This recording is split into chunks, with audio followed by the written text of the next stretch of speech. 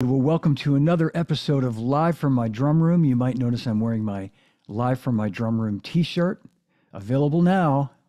I will give you information at the end of the show on how you can get your own Live from My Drum Room t-shirt.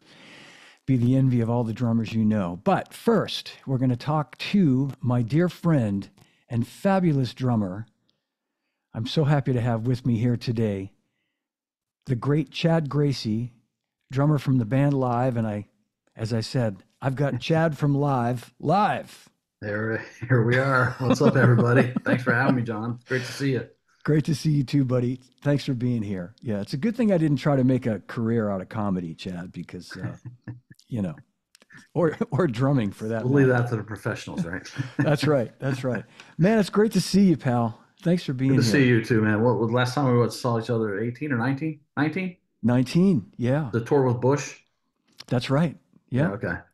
Yep. Yeah, and And I went to go and tour the factory, the Zildjian factory, when I was in Boston at that point, and I'd I never remember been there.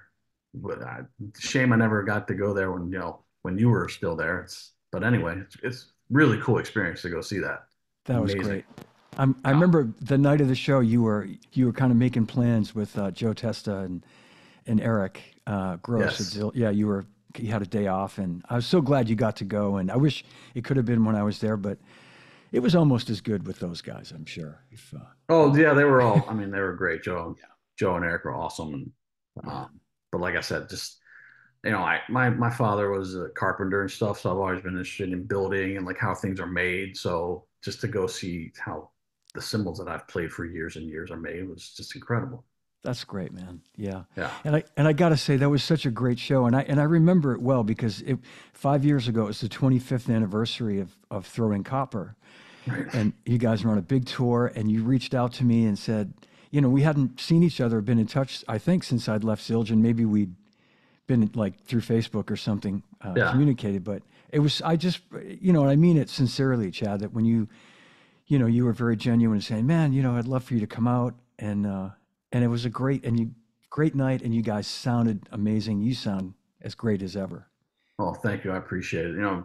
Well, I guess I don't know if I saw you and was like, oh man, I gotta have John out because it's been so long since I saw you. And you were one of Zildjian was one of my first endorsers. So, Yeah. and I think it Yeah. was because of you probably, but it was, it's always great. Well, Zildjian's always been great to me. great, man. Thank you. I, knowing that we're going to have this conversation today and you're going to be on the show, I've been thinking about years ago when I first became aware of the band, and I started to like do sort of a deep dive back into the music, and it's one of those records. Throwing Copper, listen to it right through, and it's Yeah. and I mean, I still go back and listen to it as well. I still one of my favorites.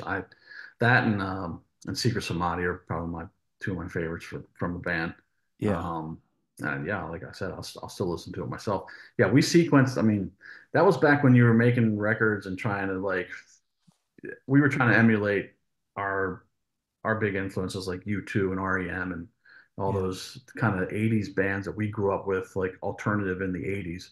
And they would always have great, especially U2 would just always have amazing sequence records. Every song was freaking awesome. And you could just listen to, from start to finish. And that's what we were trying to do when we were making records. that's great, man. But that makes perfect sense. That was a very thought out process that you guys did. To Yeah, it was yeah, almost painstaking to pick the sequence. And Jerry Harrison from the Talking Heads, who produced that record, was very key in putting that sequence together. When we wrote the Damn It Otter Creek, we knew that was going to start the record. And when we wrote White Discussion, we kind of figured that was going to end the record, except for the hidden track Force. But yeah, so we kind of had the front and the back. So putting it all in between. And then there's probably like I think three or four songs that are B sides that didn't make the record that are cool songs as well. that's cool. And I mean, just talking specifically about that record about Throwing Copper, did you know pretty much what songs would be singles? Were there any surprises? Any that, I mean, because the record just exploded, and I know sometimes Yeah, singles become singles that weren't intended to be singles, but I well, it was a wondered. hell of a ride for sure. When I think we knew Selling Drama was going to be the first single, Yeah, And then I think we were all pretty sure, including the record company, that Island was going to be the second. But we were signed to a subsidiary of MCA called Radioactive Records by a guy named Gary Kurfürst, who's a legendary manager. He started his label, Radioactive Records. And at one point, Gary Kurfürst said, "Lightning Crashes will be a single over my dead body." So we're like, okay. Um, but the powers that be at MCA overruled him, or Universal, whatever it's called now. But yeah, the big wigs at MCA were like, no, that's the third single. This is going to blow the band up. I remember going to we put out Selling Drama ILO, and we had this mixer with the record company in LA at the Universal offices. And God, I can't remember the guy's name now. Anyway, so I think it was like the VP or the president came up to I think Patrick, Chad, and I were standing around a table. Maybe Ed was there too. And he comes up and we're just kind of talking about touring and being on the roads, how much the record is sold at this point, whatever. And he's like, yeah, by the time Lightning Crashes comes out, you guys will all be buying houses. And we were like looking at him like, okay, whatever you say. We didn't believe him, but he was right. And then our Yeah. booking agent at the time, Jonathan Levine, that was by around the summer of '94. He said, "Yeah, by next summer, you guys are going to be playing amphitheaters. You're going to be headlining." We're like, "Really?" So yeah, it was Wow. a weird, crazy time because we started that record in clubs and then hit theaters and then did the amphitheater tour with WOMAD in '94, and that was cool with Peter Gabriel, a bunch of Mm. world artists. And just to think that the following summer we were going to be headlining those amphitheaters, we were like, you're freaking crazy. And Yeah. so when we were arenas and amphitheaters that next then summer '95, it's I remember, amazing. man. I remember. I first met you when you were headlining the Orpheum Theater in the fall of '94. I was just And thinking about that. I was like, yeah, I think that's the first time I met John was at the Orpheum. Yeah. yeah, Hmm. I remember, and just, that's such a great place to see a band too. Like sonically, it's an old, opera house. And you guys just, you, you, you were like an arena band already, honestly. Like you guys had it down, and you know better than anybody. It's not easy to go from clubs to theaters to amphitheaters to, like, and have your show kind of gel the way it does. But Yeah, well, like I said, it was cool to have the steps in between all those in yeah, that short amount of time. In 18 months of touring, solid touring, by the time of which we were friggin' so tired, we were just like, need to go home. We yeah, headlined the Philly Spectrum, and being from Pennsylvania, that was like the penultimate, like, if you play that place, you're friggin' huge. And yeah, we headlined it, sold it out, but we were so tired. It was the last show on the tour. We were so tired. We just couldn't even relish it. It was like, need to go home. I can imagine, man. And But anyway, yeah, we got to take the steps and build the show into all those different venues, which was yeah, cool. so you kind of answered one of my questions too, and you said you started it, kind of started it in clubs. So, that like working that record. Did you, when you guys recorded that record, had all the material been all worked out ahead of time? Like, had you been playing some of those songs on the road already, like like testing them at shows, or Yes, we yeah, so during we were touring for Mental Jewelry. We had written some of the songs for Throwing Copper, but not all of them. And so we were playing some of the things. I can't even remember what songs we had during Mental Jewelry that we were playing, but yeah, that was what we did back in those days. We would write songs and then go out and play them live because you know when you play something live, you have a whole different energy than just recording it or writing it. yeah, It just yeah, gives it a different spark. And then you may do a little something a little different in the verse or the bridge or whatever, and then you're like, oh, that's a great idea. We should put that down. This is the things you discover when you're playing the songs live. So we would always go out and do that and hone them down. Um, and then we did extensive pre-production for Throwing Copper with Jerry in Milwaukee. And funny story about that. So we recorded Mental Jewelry with Jerry in Milwaukee as well. And we did pre-production for that record in this little sound studio with this hippie dude. I can't remember his name, but like the whole place was covered in carpet. It was probably about 1,000 square foot. like studio or whatever. And so we're taking the songs from Mental Jewelry in there, we're playing them, and the guy was digging it, whatever. And so obviously we made the record with Jerry, and then came back to that same place with the song for Throwing Copper. And now it's like Chad had big amps and like super distorted, and we were super loud. And so now we're in his space again, and we're freaking jamming out all these songs. And he comes out and he's like, man, guys, you listen, the songs are cool, but like the vibe you had with Mental Jewelry and like this, you're just too loud now, man. And we're like, okay. We're like, sorry, dude. And then we ended up recording that record at Pachyderm Studios out in Cannon Falls, Minnesota, where previously Nirvana had recorded In Utero. Okay, yeah, yeah, yeah, So I don't know if that studio's still around, but it was a cool studio out in the woods in yeah. Minnesota. Wow.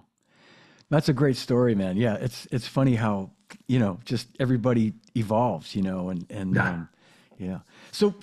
Talking about you, I mean, from the first note I heard you play, I swear this too, like, and I've told you this, I think I'm a huge fan of your drumming, first of all, and Thank have you.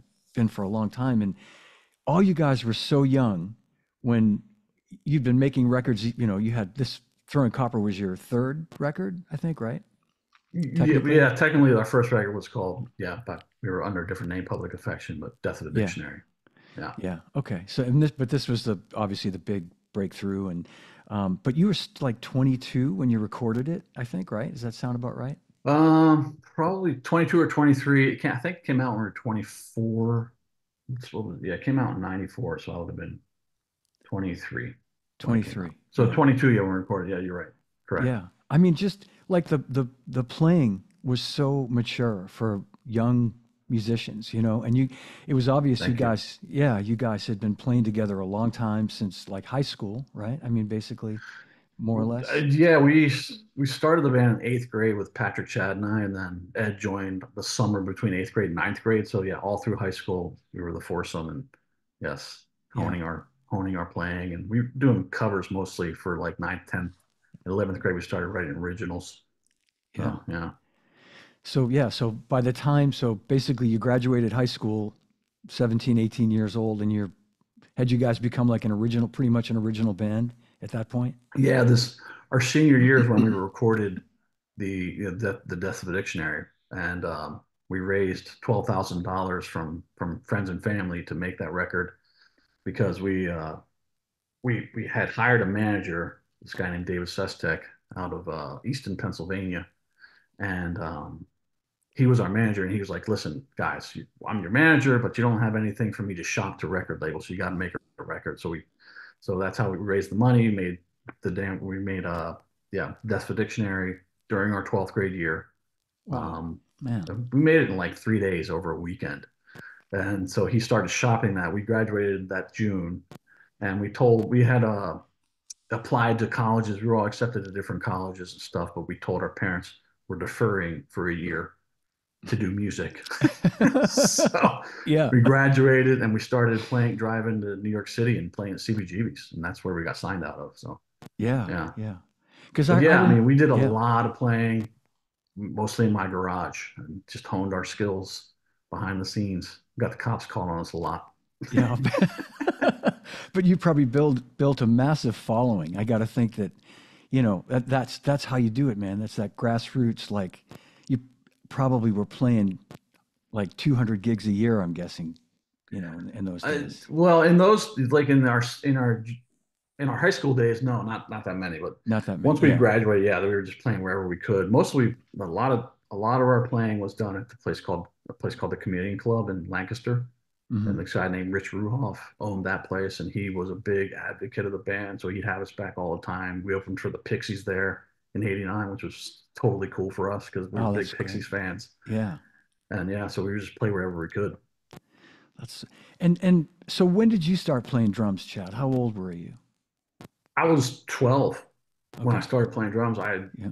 always been interested in drums when I was growing up and younger, and I would drive my parents crazy tapping on the back of their seats in the car. And and then when I was 12, this kid in the neighborhood named Dave Wentz, who lived kind of down behind my house. He had a yard sale, and I went into the yard sale, and he had this drum set there, which I still have. It's called a Ruther drum set. Oh I yeah. don't think, yeah, have you heard of them? Yeah. Yeah, So they're made by Pearl, I think. It's a what they call a made like what do they call it? A a private, not a white private label, label. Yeah, it's like a but it's white label. yeah, Okay. yeah. Yeah. So anyway, so he had this set there for 150 bucks, and it was like, a five piece with, really like basic stands, and I think he had a couple cymbals and some hi hats. So I was like, wow, so I went to my mom. I'm like, listen, I want to buy this drum set. She's like, well, uh, how are you going to get the money? I was like, well, I have savings bonds from grandma and grandpa. And she's like, okay, well, if you want to cash some of those in, that's fine. So I cashed in 150 bucks in savings bonds and went and bought the set from Dave and set it up. We were living in a three-story like townhouse in York. And my brother, oddly enough, lives right up the street from where we grew up. So they put me on the third floor, and I was up there, day and night, just pounding away. It was actually a semi attached house, so we had shared a wall with our neighbors, the Landises, and they were like, "What the fuck is this kid doing up there?" Driving them crazy, driving my parents crazy, and I was just playing well, I started playing the Beatles records first, which is because I figured like I was like, Ringo in all his basicness is amazing what he Yeah, does, yeah, obviously, but it's easy to learn, and except for his left-handed, the way he starts fills, you're like, yeah. I wait a know. minute, I know. what? How am I going to do that? Anyways, but I could figure out the basic beats. I would just kind of figure out what the hi hat was doing, the snare doing, the kick drum, and just started learning from there. And then my biggest influence is probably Larry Mullins from U2, because I was just a big U2 fan at that, especially in my Yeah, high school years. yeah, yeah. You would have been so by my estimation, like when you started playing drums, it was around 1983 ish, 84, something like that. Yeah, 84, 85, yeah, somewhere in there, 85, yeah.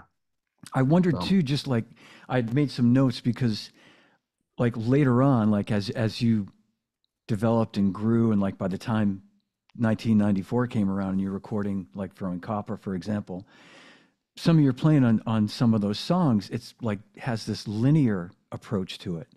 And I wondered if like Stuart Copeland was, if if that was, and even like Dave Weckl and Vinnie Colaiuta, I hear like some of that hmm. linear What? stuff. So when you say linear, you mean what do you mean? What like a hi hat, you're playing the bellow, the ride cymbal, and then you're doing like a hi hat thing with your other hand. Mhm. Like you're right handed, so you'd be like Right. this. And Yeah.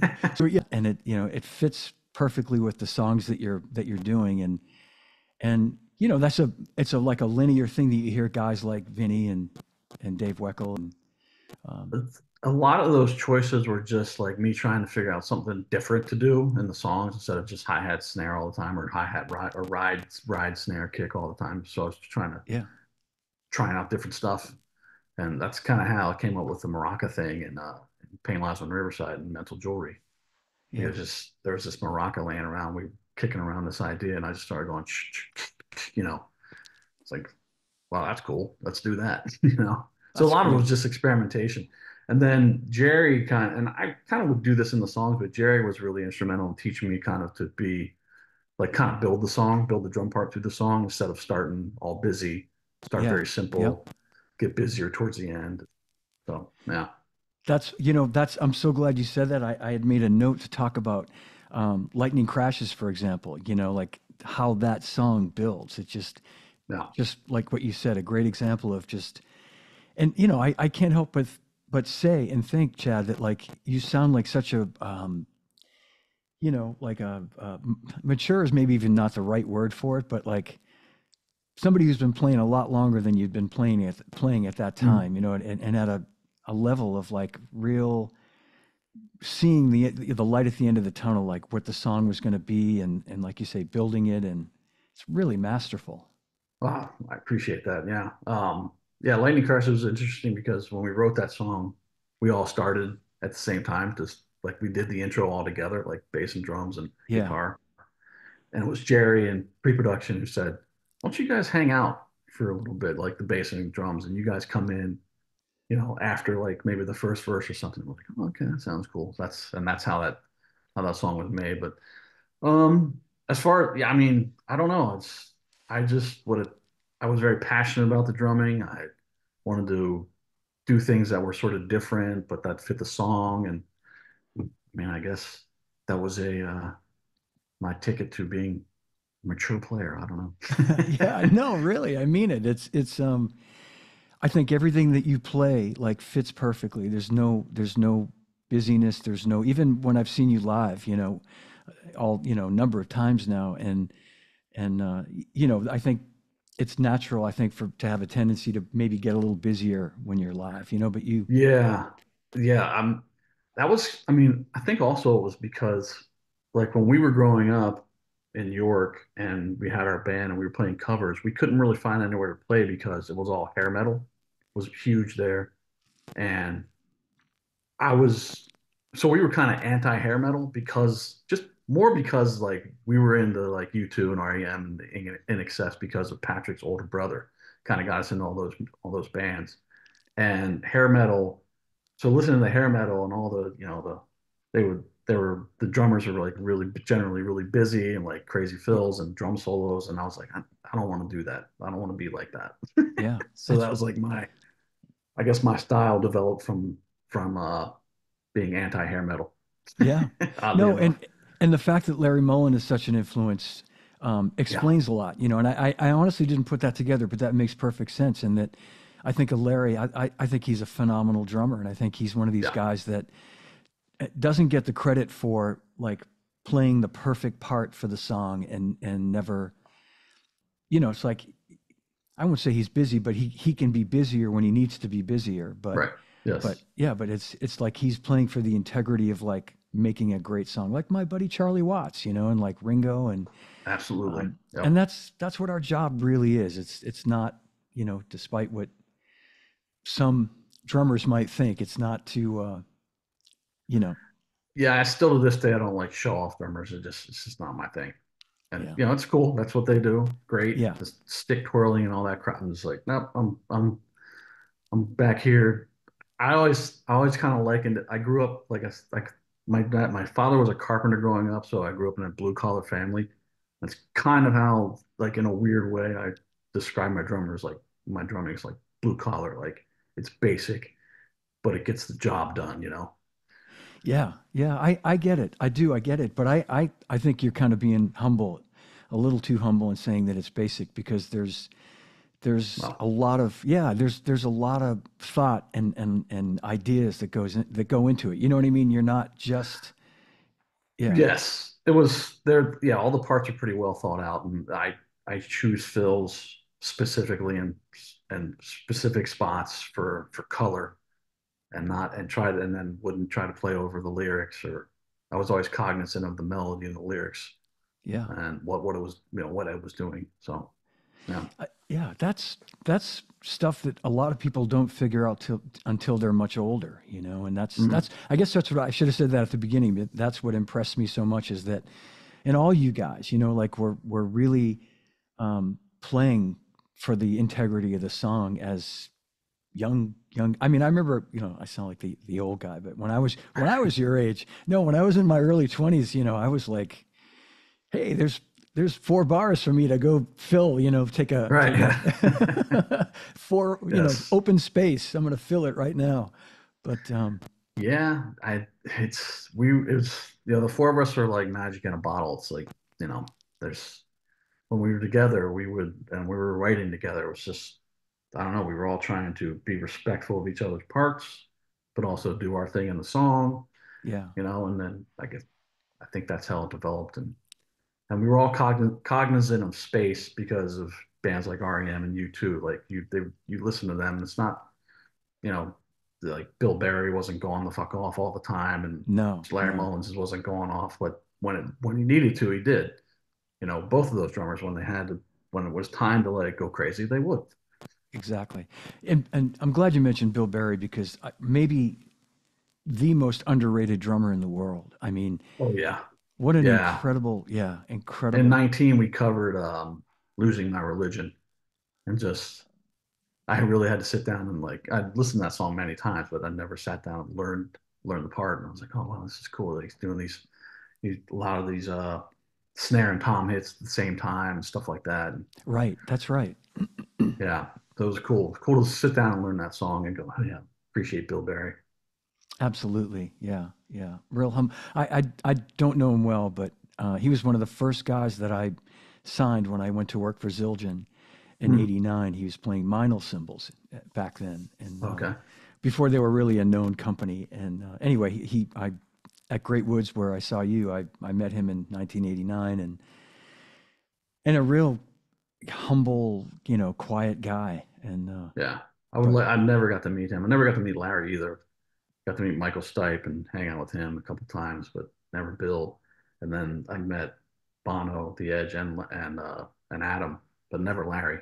oh wow, yeah, I never So met Larry. Yeah, well, the funny story about Larry is that I have a old business partner named Brian who is actually in business with Jerry Harrison, and they were having a dinner in New York with Larry Mullen somehow, wow. and we famously are one of the only bands that turned down U2, or infamously, I guess, I don't know what, but we turned down U2 to open for them in like '94 because we were embarking on a theater tour. We're like we wanted to establish ourselves as a headlining band, but Larry, I guess, was always in charge of picking the opening acts, and he got rarely told no. And Oh so no. they had this dinner with him in like 2000, I think for 21 or 22 in New York, and Brian and Jerry, I think I don't know if they were talking about live or whatever, but Larry was like, "Oh yeah, they turned us down to open." He still remembered it. I was like, "Oh my god!" So if I ever do meet him, I'm gonna have to like bow down and apologize. Sorry, Yeah, sir. You know, it wasn't my decision. Yeah. right? It's Oh, like, that's damn, I too can't believe you're funny. still talking about it. Damn it. He's pissed, man. Yeah, yeah. Yeah.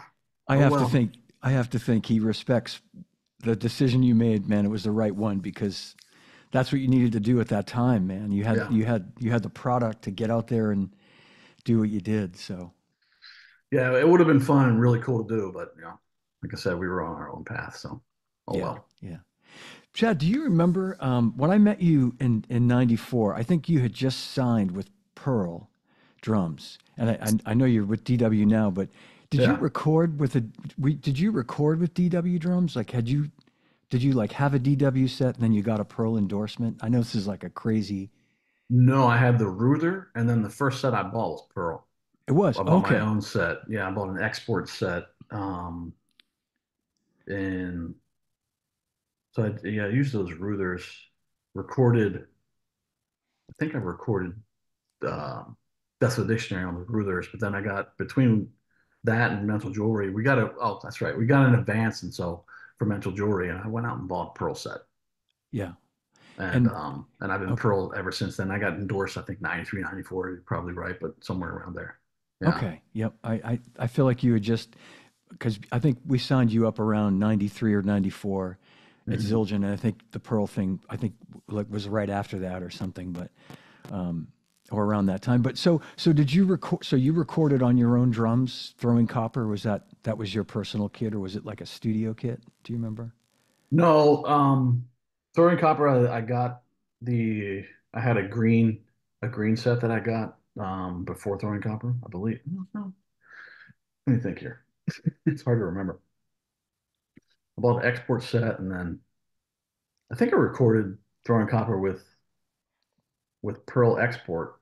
There's a black kit that I had, Wow, and then I got that amazing. green kit when I started touring for Throwing Copper.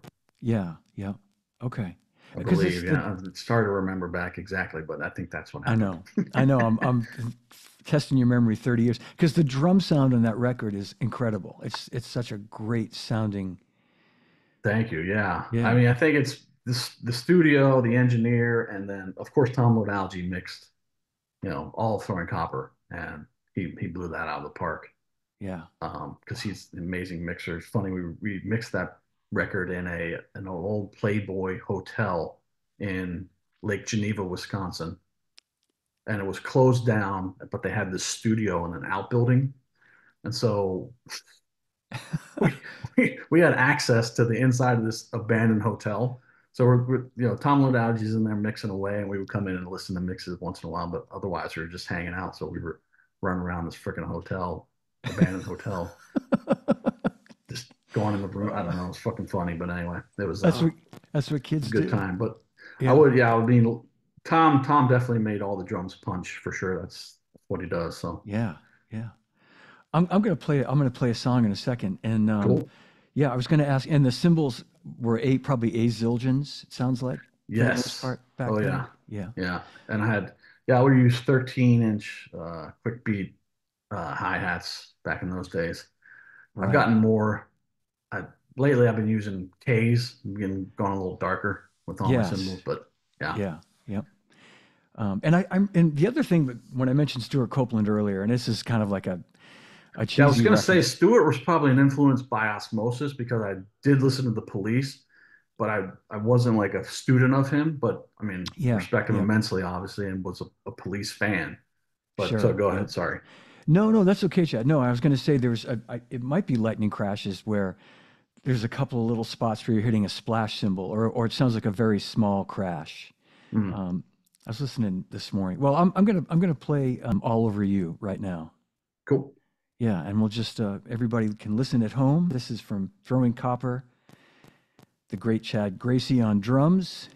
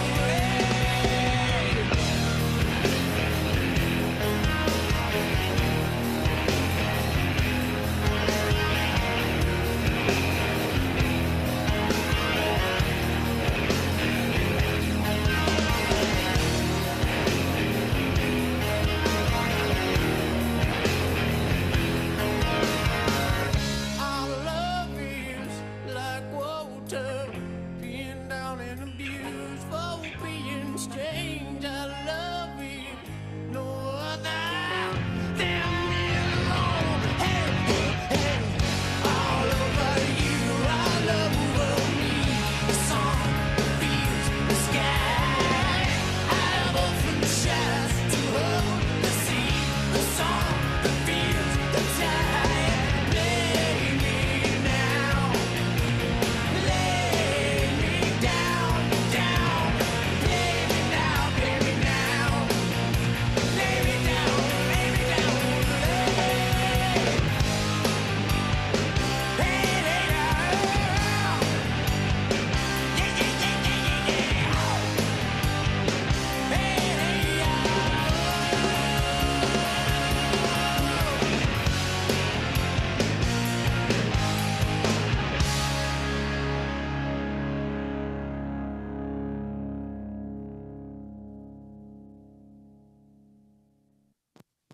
Man, Always cool to listen to.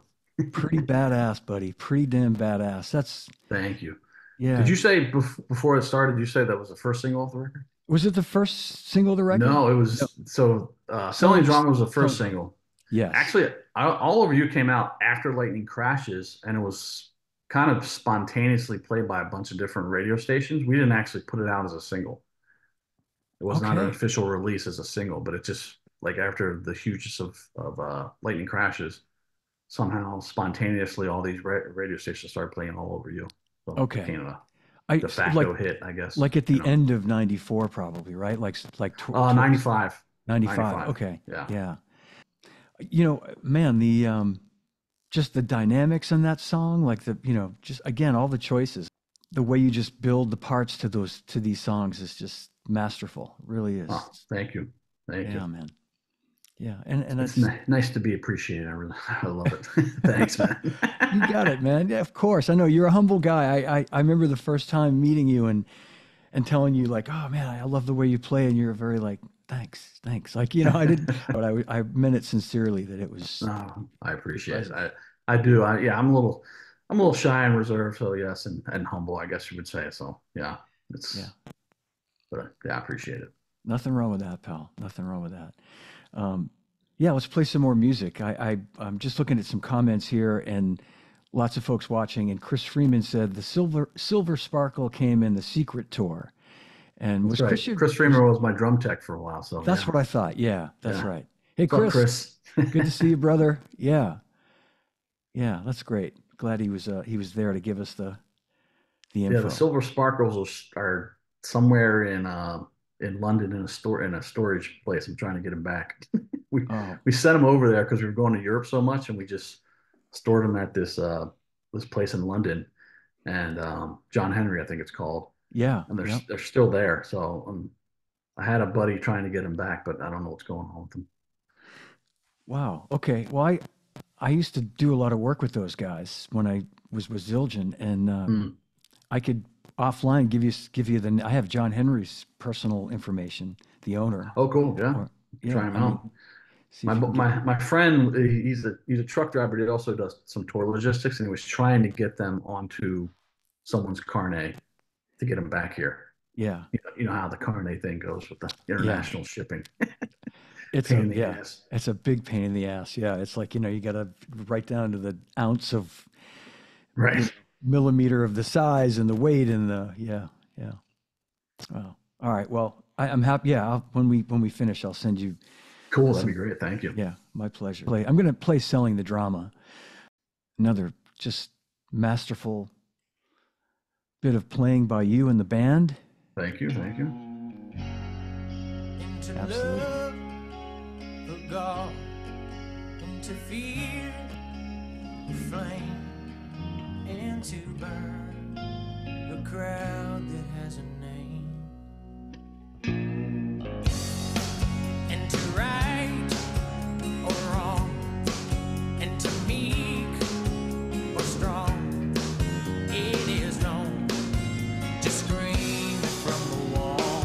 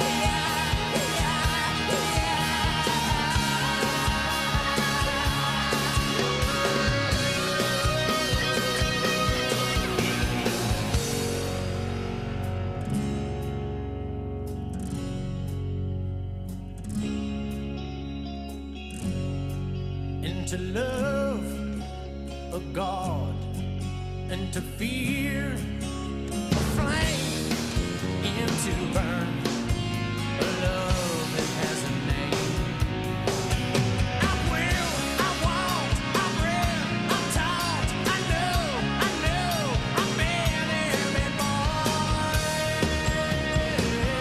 Now it won't be raped, hey, now it won't be scarred like that, hey, now it won't be raped, hey, now it won't be scarred like that, hey,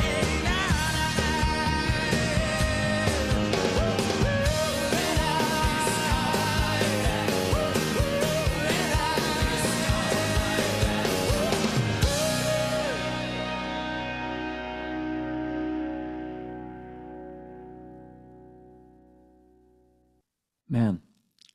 So Chad, did you guys, did you record those with the click track? No, we didn't record anything with a click track until the record 5. No kidding. Yeah, we recorded that in 2000-ish. We recorded 5, but that's the first time we used a click track to record.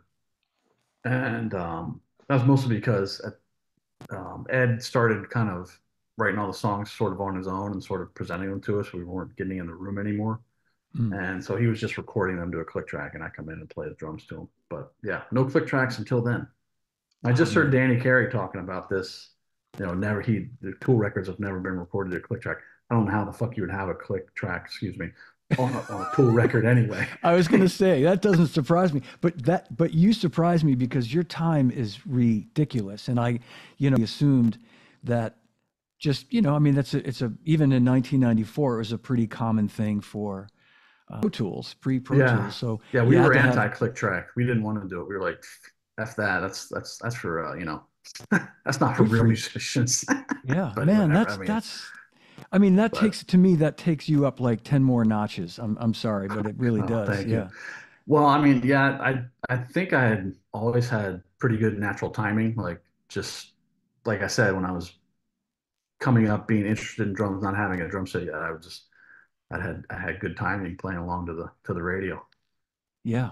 So And your influences, I think this has a lot to do with it too. I would say that, it sounds like Bill Berry and Larry Mullen Jr. were like some of your bigger influences. And when you have guys like that you listen to, and both of those guys have excellent rock solid time. And, right.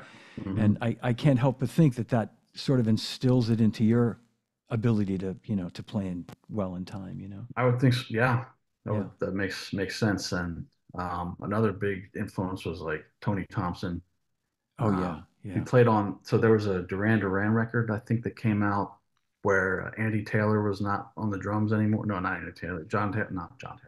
What the hell's the drummer's name? I think Roger it was Taylor. Roger Taylor. Yeah, the other Roger Taylor didn't play on this record. I believe it was Tony Thompson. It was like Notorious was on that record. That song Notorious. Yes. Yeah. Yeah. And so that came out right around when I was playing in my room a lot. So I played to that a lot too. So anyway. Yeah.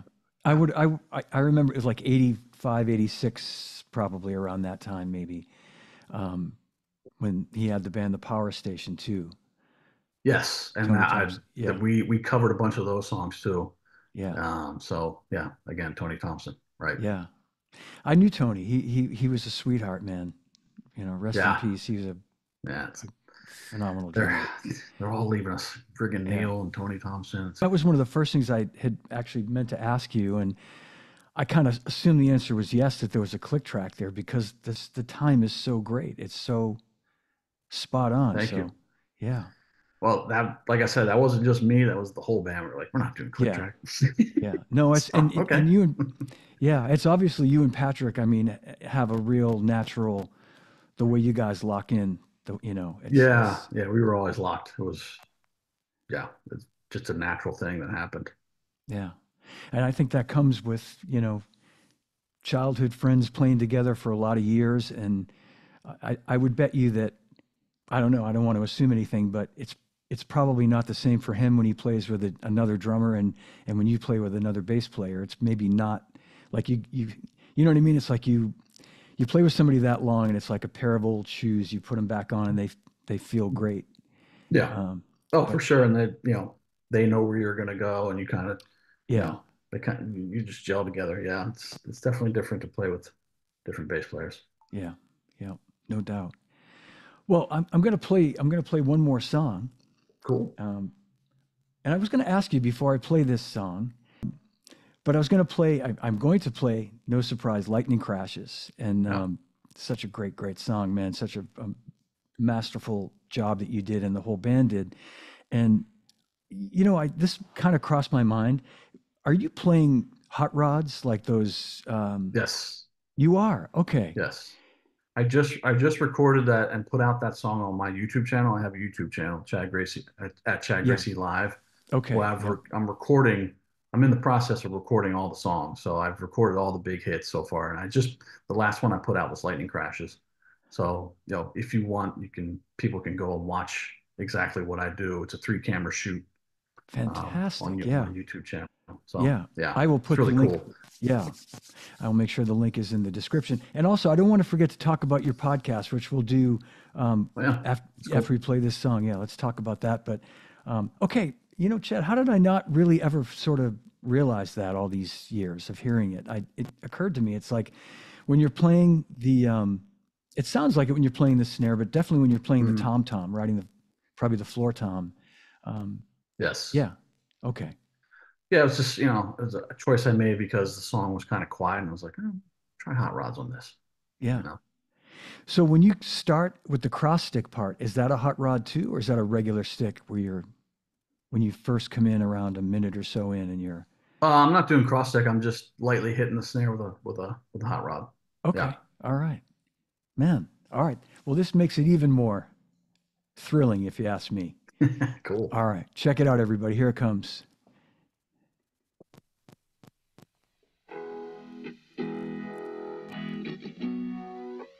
This is a song where I rest during the show. Long intro. Yeah.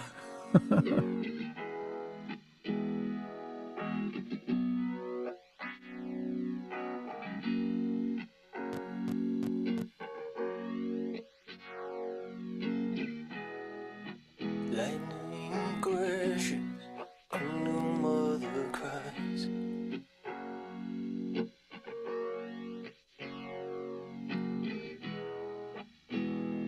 Hopeless until it falls to the floor.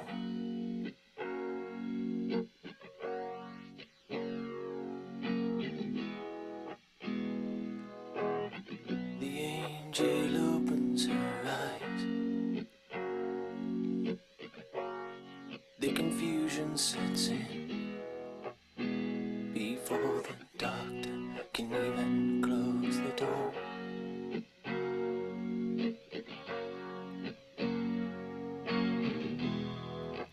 Lightning crashes, an old mother dies.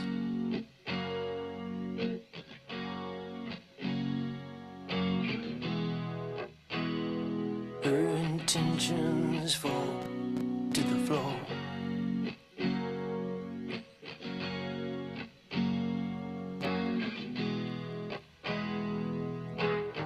The angel closes her eyes.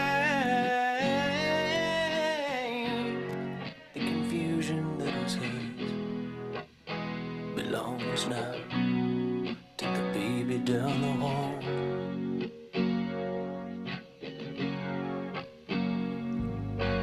Oh, I feel it coming back again, like a rolling thunder chasing the wind, forces pulling from the center of the earth.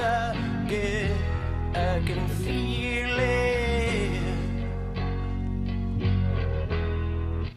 Lightning crashes, a new mother cries.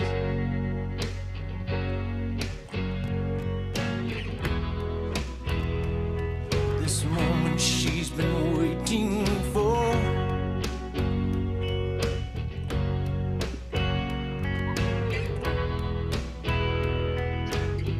The angel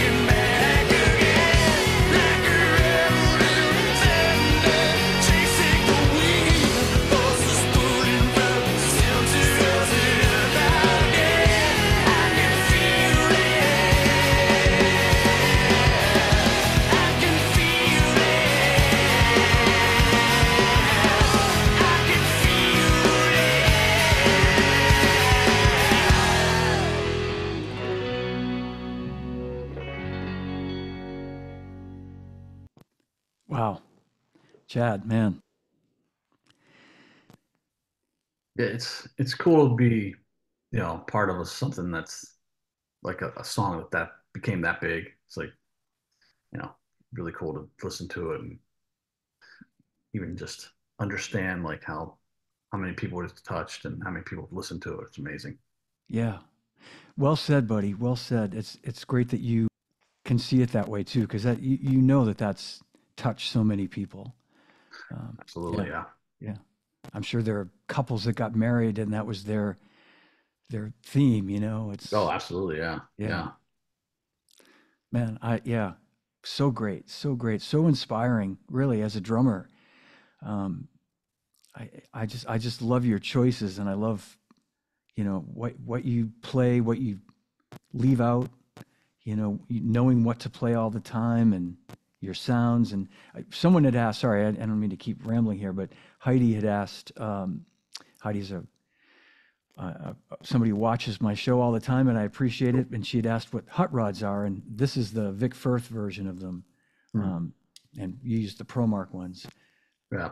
Um, so there are these, What does Vic Firth call them? um, they call them Talon. I think they call them, this is a Steve Smith Talon wand or something like Oh, that. okay, cool, nice. Yeah, for a long time, ProMark had the patent on these, so every Oh, okay. company, yeah, that made these had to pay them a royalty, but Oof, that that's expired. Yeah, yeah.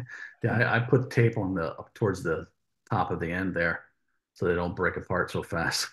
right, So right. Chris yeah. Freeman said that. I know because I could imagine you splitting these pretty quick. Yeah. Oh yeah, I'd shred the shit out of them. And then there's all these, and I played barefoot. I don't know if you know that, but I I played, I learned how to play drums in my room without putting shoes on. So I've always played barefoot. So you split those things up and they make nasty splinters, which Oh my unfortunately God. I've never gotten in my foot. So Good. I didn't realize that you played barefoot. Yeah, that's you don't want to be stepping on little shreds of that. no, definitely not. No, no. I want to talk about your podcast too. No, the Gracious too. The Gracious. Chad Patrick and I did a side band with Kevin Martin from Candlebox, um, and we called it the Gracious Few. Yes, And yeah. so that's I kind of where remember we got that. the name. Yeah, that's great, man. Yeah. And I'll put the link for that and you do it's a weekly podcast, right? Yeah, we do it every Tuesday live at 10 a.m. Pacific, 1 p.m. Eastern. Um, Eh, every Tuesday. I Yeah. think we're at we just did show 33.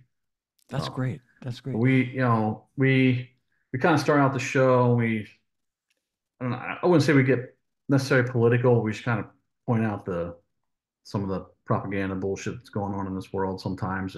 But then we usually have on like a live fan, like a super live fan I find on Facebook or Instagram. And I was like, hey, come on the show and talk about your experience with the band, how you got into us, what shows you were at, all that stuff. And so that's always cool. Oh, And that's then great. and then lately we've been starting to getting, I guess on quote unquote famous people, but we just had on the actress that played Pippi Longstocking in the movie as a child. Her name's Tammy Aaron. So she was just on. And a couple months ago, we had Larry Hankin, who Oh, yeah. do you know his name? Well, a lot of people don't know his name, but they know his face. So he was most The, famously the cop in Home Alone. That's on the phone yes. with Kevin at the station. Yes, So yeah. anyway, so we're branching out and just trying to keep it fresh and do different things, but we still having the live fans on occasionally from all over the world. We just had a guy from South Africa on, looking for some Australians to come on, so just talk about the band and have a good Oh, that's time. that's great, man. What a great idea. What a great concept, too. I'm sure there's no shortage of fans that want to come on and, share their stories and just hang with you guys, right? Who wouldn't want to Yeah, do that? absolutely, yeah. Yeah. And they can ask me questions like about the band that they've always wanted to know. I'll try Yeah. to answer them. Don't ask me lyric questions. I don't know. Is it live on Facebook or Instagram or YouTube or We go live on Facebook. We go live on Rumble. We go live. We were going live on YouTube, but we've gotten some strikes for talking about stuff. So now we just now we kind of put up shorts and stuff on YouTube. So, Yeah, um, yeah.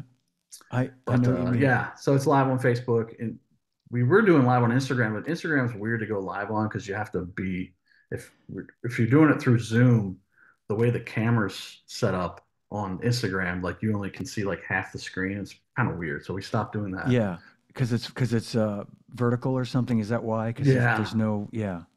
I've never done my thing on Instagram because it just seemed very limited and you know, we're on Facebook now and Yeah. but We yeah, we've been kind of doing like a auxiliary show, if you will, on Instagram Live. Like once a week, we'll go on like at 8:30 in the evening and just bullshit.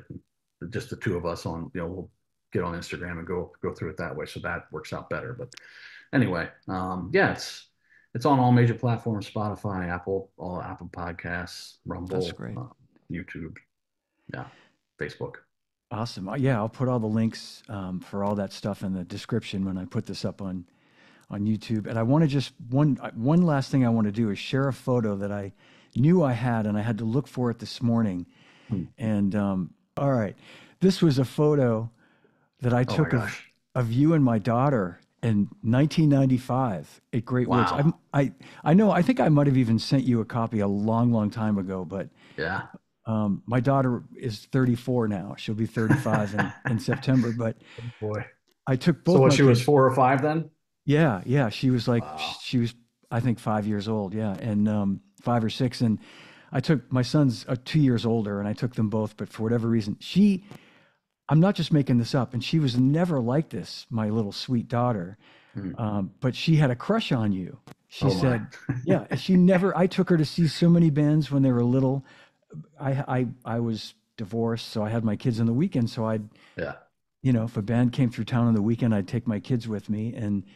And she was always pretty shy around. I'd say hello to, Steve Gorman of the Black Crowes. And she'd say, Right. hi, Steve, but I feel like she jumped in your arms when I took this picture. Oh my. Well, kids, Anyway. kids always seem to like me, so I guess that's it.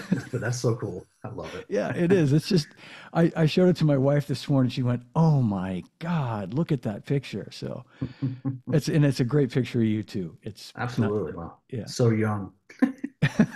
I know, man. Well, you haven't changed much, really. I mean, Well, we should all be yeah, so lucky. I take a ton of supplements every day. So I've been taking them for years and years and years. I take all kinds of stuff. Try to ward off the aging process, but That's good. Smart man. Yeah. Anyway, well, I thank you so much for being here today. It's been so it's my great to pleasure. catch up. Thank you for asking me, Matt. And we'll have to have you on the Gracious too as well. I'd Be a be very honored. interesting guest. Be Well, fun.